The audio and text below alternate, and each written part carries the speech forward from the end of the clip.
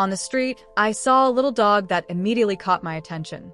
He looked so miserable that he seemed to be carrying the weight of a difficult life. He was so thin that his chest almost touched his back, as if hunger had been his companion for days or perhaps weeks. My heart sank as I imagined what that little creature had gone through. With pity and urgency, I offered him 2 pieces of bread. However, the little dog seemed overcome with fear, hesitant to take any steps closer. He looked suspiciously, as if he didn't know if he could trust me or not.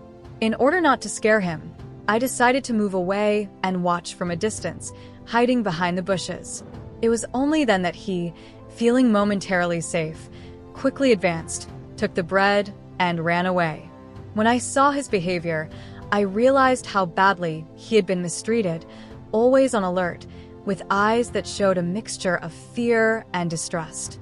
Some time later, I decided to approach him again, this time with a piece of dried meat, hoping that the aroma would attract him. He approached slowly, stopping at every step, studying me cautiously. He wanted to trust me, but his survival instinct was still stronger than his hunger. Little by little, I brought him more food, always respecting the space he seemed to need. And somehow, I began to create a subtle bond, something silent between us. One day, when I saw him cautiously peering at the entrance to the house, I made a decision that would change me. I would adopt him, no matter what it took. I brought him an old wooden house that I had carefully assembled in the backyard.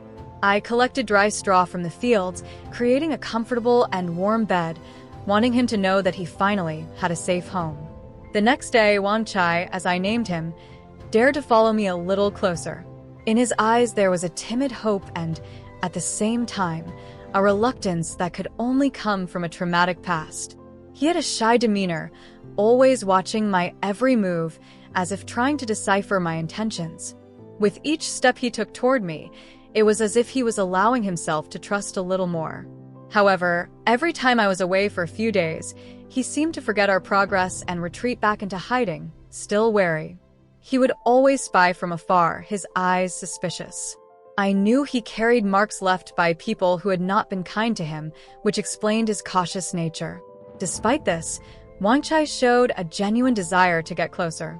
He wanted so much to trust. He wanted affection, but the hurt still ran deep. With patience, I began to offer more than just food. I offered a safe space, a home. At first, he seemed uncomfortable, as if the little wooden house was a luxury he was not used to. Despite this, little by little he began to participate in the activities in the yard.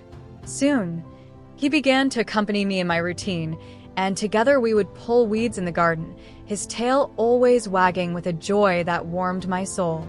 Even a dry leaf on the ground became a source of euphoria for him, and he would run in circles, expressing innocent happiness. Our bond was solidified, and my yard was never the same again. Wang Chai, now confident and full of energy, happily dug in the grass, turning over the flower beds as if the garden were his new playground. With each little mischief, his innocent look made me forgive him, as if he knew that he was now truly home. My family, realizing his affection for his new home, built a barrier at the entrance to the little house to keep the straw in order. With each passing day, he seemed more confident. I decided to let him explore freely, as a test of our mutual trust. I was thrilled to see him return home, as if he were recognizing for the first time that this was his place. From that moment on, Wang Chai began to accept my presence more naturally. He allowed me to pet him, and I was finally able to begin his training. Motivated by treats, he learned quickly, showing his intelligence and eagerness to please. Over the weeks, he became my inseparable companion, always following me with devotion.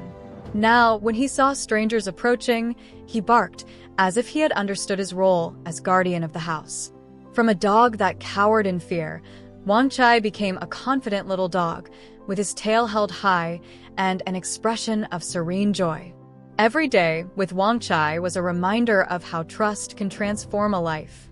This little being, once lost and fearful, was now a part of me, filling the house with his energy and bringing healing and joy that I never imagined. I thank him every day for coming into my life and allowing me to be a part of his. Thank you, Wanchai, for being more than a dog, for being a true friend.